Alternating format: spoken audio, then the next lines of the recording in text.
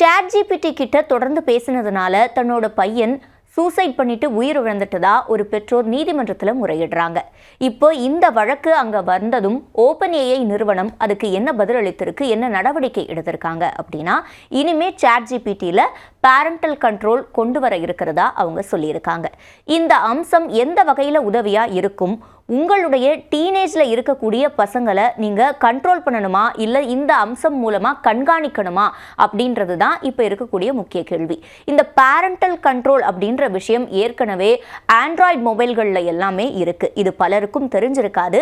ஆனால் உங்களுடைய பசங்களுக்கு இப்போ நீங்கள் ரொம்ப சீக்கிரமாகவே மொபைல் ஃபோனை கொடுக்குறீங்க. அதில் நிறைய அவங்க பயனும் அடைகிறாங்க. அதே சமயத்தில் நிறைய தவறான விஷயங்களுக்கு அவங்க எக்ஸ்போஸ் ஆகிறதுக்கான வாய்ப்புகளும் அதில் இருக்குது. அதை கட்டுப்படுத்தும் விதமா, அவங்களை கண்காணிக்கும் விதமா தான் இந்த பேரண்டல் கண்ட்ரோல் அம்சம் இருக்கு. அதை இப்ப ChatGPT கிட்டையும் கொண்டு வர இருக்காங்க.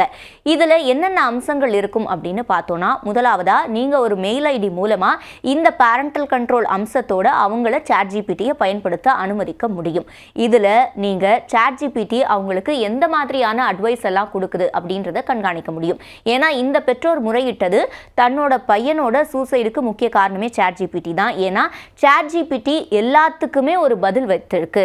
அந்த பதிலை ஸ்டெப் பை ஸ்டெப் அவங்க ஃபாலோ பண்ணதுனால தான் அதனுடைய விளைவா அவங்களுடைய மகனை இழந்துட்டதா குற்றம் சுமத்தி இருக்காங்க.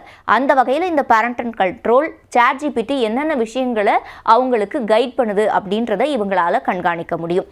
இரண்டாவது அம்சம், இதில் அவங்க ஸ்ட்ரெஸ்ஸில் இருக்கிற மாதிரி தோணுச்சு இந்த கான்வர்சேஷனில். ChatGPT கிட்ட ஒரு டீனேஜ் பசங்க பேசும்போது அவங்க எந்த வகையிலையாவது ஸ்ட்ரெஸ்ஸில் இருக்கிற மாதிரியோ இல்லை டிப்ரெஷனில் இருக்கிற மாதிரியோ அறிகுறிகள் வந்தால் அதை உங்களுக்கு நோட்டிஃபை பண்ணக்கூடிய வகையில் அந்த அம்சத்தை அவங்க இன்ட்ரடியூஸ் பண்ண இருக்காங்க.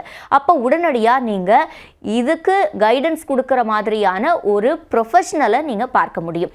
அது ஒரு முக்கியமான அம்சமாக பார்க்கப்படுது.